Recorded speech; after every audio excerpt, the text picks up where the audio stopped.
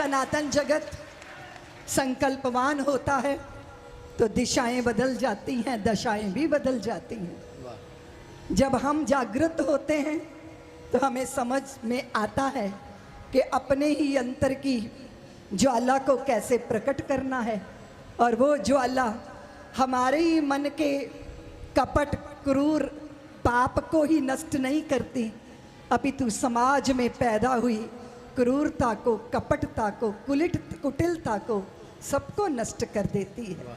सनातन जगत जब जागृत होता है तो वो गारंटी बनता है एक चींटी के प्राणों की रक्षा की। वे ब्रह्मा तक और चींटी तक जब दृष्टि डालता है तो उसे उसमें कोई भेद नजर आता नहीं, और सब में अपने श्री हरि का दर्शन करता है।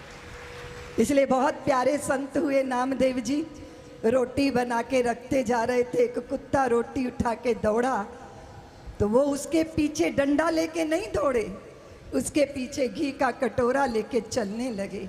नामदेव ने बनाई रोटी, कुत्ते ने उठाई, पीछे घी का कटोरा लिए जा रहे। प्रभु रूखी तो ना खाओ, थोड़ा घी भी लेते जाओ, कैसी शक्ल बनाई तूने स्वान की, मुझे ओढ़नी उड़ा दी इंसान की।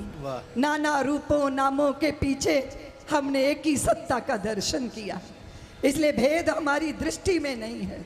और पूज्य महाराज श्री जिस परंपरा के संवाहक हैं, उस परंपरा के महा आचार्य ने समाज के इस भेद को, समाज के विवादों को, समाज की दीवारों को अपने नेह प्रेम और भक्ति से ध्वस्त किया। हम सब एक हैं, हम सबके भीतर का ब्रह्मत्व जागृत होना चाहिए। हमारे प्रेम और प्रकाश की यात्रा हमें संपन्न करनी है। बस यही पूज्य महाराज श्री की वाणी हमारा मार्ग प्रशस्त करती है। हम राम जी के हैं, राम जी हमारे हैं। उन्होंने मर्यादित जीवन जिया, हमसे भी मर्यादा की अपेक्षा है। अगर मर्यादित जीवन होगा तो हम अपनी व्यक्तिगत आकांक्षाओं के लिए निरंकुश नहीं होंगे। अभी 2-3 दिन से जो देश की दशा है उसको देख के मन में पीड़ा होती है। मेरी कोई अपनी इच्छा है, मेरी अपनी कोई चाह है, मेरी अपनी कोई पीड़ा भी है, मेरी अपनी कोई वेदना भी है, लेकिन उस वेदना का शमन ऐसा नहीं होता कि अपने देश की संपत्ति को आग के हवाले कर दिया जाए। अग्नि योद्धा वो होता है जो अपनी इच्छाओं को तप की अग्नि में नष्ट करता है। अग्निवीर अग्नि पथ पर चलेगा तो कैसे चलेगा? उसके लिए तो हम उसे स्वयं अनुशासित होना होगा, संयमित होना होगा। हम राम के आराध्य हैं। 14 वर्ष के वनवास का आदेश हो गया, पर चेहरे पर कहीं कोई शिकन नहीं आई। मंद मंद मुस्कुराते रहे, वन की ओर ऐसे चले जैसे कोई हाथी का बच्चा जंजीरों से मुक्त होकर, निर्मुक्त होकर, विनिर्मुक्त होकर आगे बढ़ता है। वे प्रभु श्री राम, उनके जीवनचर्या, उनका चिंतन हमें मर्यादित करेगा। इसलिए मैं सभी हिंदू समाज के, सनातनी समाज को अनुरोध करती हूँ कि रामचरितमानस पढ़ते तो राम हमें भी बनना होगा। चलो राम के पद चिन्हों पर अब इतिहास बदलना होगा। जाने जाने जाने कितनी अभी ताड़का ऋषि मुनियों को सता रही हैं, जाने कितनी शूर्पणखाएं अपना नाटक रचा रही हैं, जाने कितनी कैकेयी अभी माया से, जाने कितनी सती अभी माया से सीता बनती हैं, जाने कितनी कैकेयी बन पति के प्राण लिया करती हैं। हमें कहीं पथभ्रष्ट न कर दे, इनसे प्रथम निपटना होगा। चलो राम के पद चिन्हों पर अब इतिहास बदलना होगा। जाने कितने रावण भाई को लातों से पीटा करते हैं, जाने कितने बाली अभी भाई का हक छीना करते हैं। विजय दशहरा को हम भारत में लीला खेला करते हैं। कागज के रावण, सचमुच के रावण जिंदा हैं, कागज के रावण जलते हैं। मानस का आदर्श ग्रहण कर, मैंने देखा रामलीलाओं में लोग कहते हैं कि कौन सी रामलीला का रावण ज्यादा बड़ा है। यहाँ रावण बड़ा करने का कंपटीशन चल रहा है।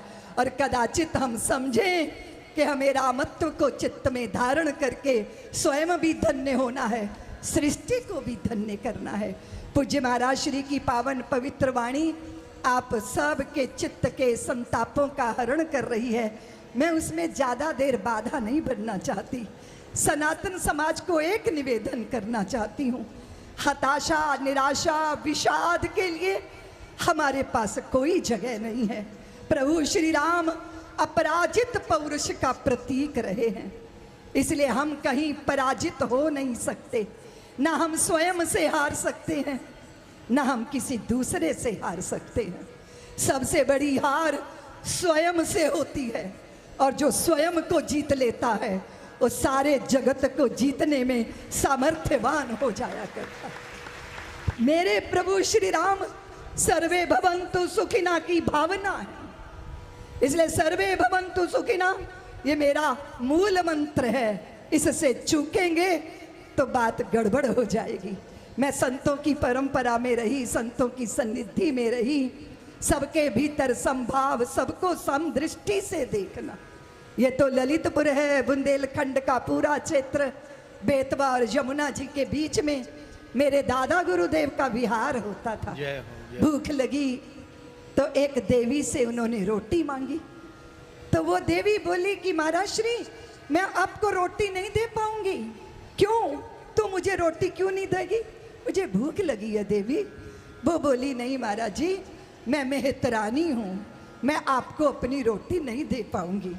महाराज जी ने कहा, दादा गुरुदेव ने कहा कि देवी तू रोटी किसके घर से लाई है? बोले मैं ब्राह्मणी के घर से रोटी लाई हूँ। तो गुरुदेव ने, दादा गुरुदेव ने कहा फिर तो रोटी ब्राह्मणी की हो गई ना, तो मुझे दे दे।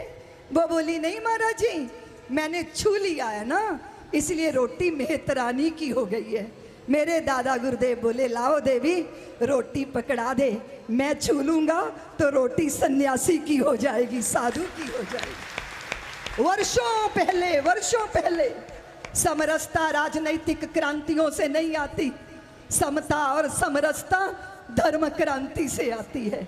संतों की शरण में जब हम बैठ जाते हैं तो हमें समझ में आता है कि एकात्मता हमारा सूत्र है, प्रेम हमारा मंत्र है। स्वयं को जानना, श्री हरि का हो जाना, उनके चरणों को चित्त में बसा लेना, यही हमारे जीवन का लक्ष्य है। आप सब का दर्शन करके मैं बहुत धन्य हुई हूँ।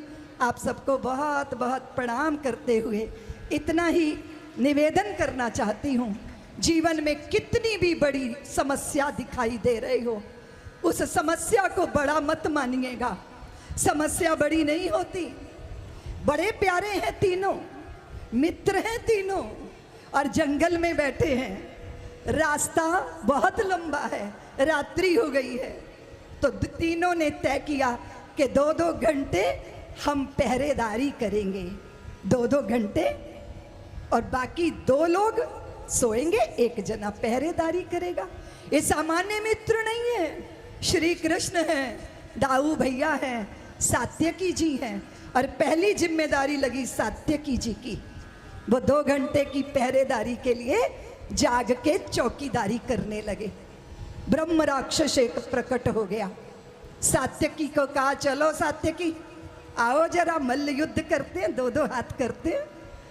और सात्यकी जी को ललकारा ब्रह्म राक्षस ने, तो उनको बड़ा गुस्सा आया, बड़ा क्रोध आया, और क्रोध में वो ब्रह्म राक्षस से भिड़ गए।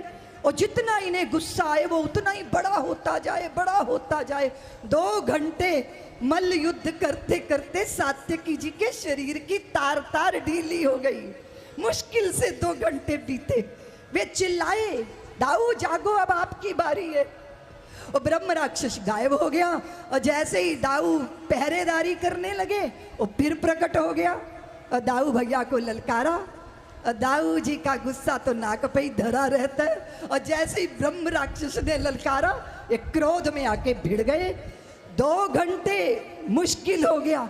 इतना विराट ब्रह्म राक्षस वो बड़ा ही होता जा रहा था, इनका गुस्सा बड़ा हो रहा था और राक्षस बड़ा हो रहा था। फिर उसके बाद बारी आई हमारे कान्हा की। कन्हैया उठो, दाऊ ने कहा उठो कन्हैया, अब आपकी बारी है। ये ऐसा सोए, ऐसा गिरे कि इन्होंने बताया ही नहीं कि 2 घंटे मेरे साथ क्या होता रहा। और जब कन्हैया चौकीदारी करने लगे ना, तो ब्रह्म राक्षस फिर प्रकट हो गया। बोले आओ कान्हा, चलो मल्ल युद्ध करते हैं। तो भगवान मुस्कुराए, इतना बड़ा। बोले अच्छा, आप हमारे साथ मल्ल युद्ध करेंगे? तो यहाँ 2 लोग सोए हैं, इनकी नींद जो है वो खराब हो जाएगी, डिस्टर्ब हो जाएगी। चलो ना जरा एकांत में चलकर।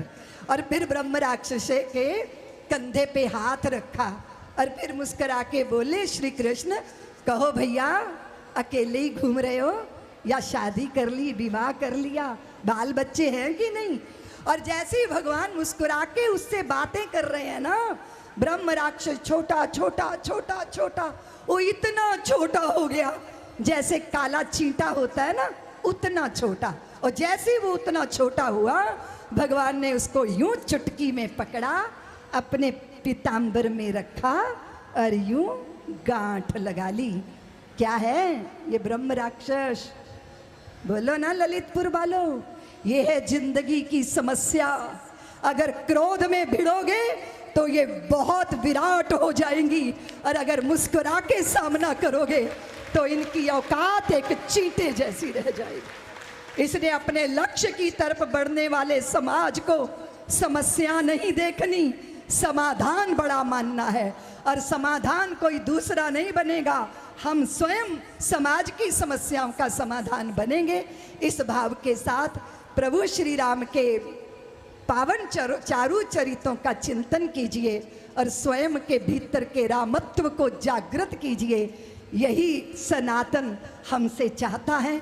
मैं आप सबको बहुत बहुत प्रणाम करती हुई और पूज्य महाराज श्री के चरणों में कोटि कोटि वंदन करती, पूरी मलुक दास पीठ की ये परंपरा को नमन करती हुई, हम सब का कल्याण हो, माँ भारती के चेहरे पे मुस्कान हो, हमारी युवा विश्व विजयी हों और हमारे बच्चे शेरों के दांत गिनकर वो गिनती सीखें और हमारे बुजुर्ग जगत के आदरणीय वंदनीय बने।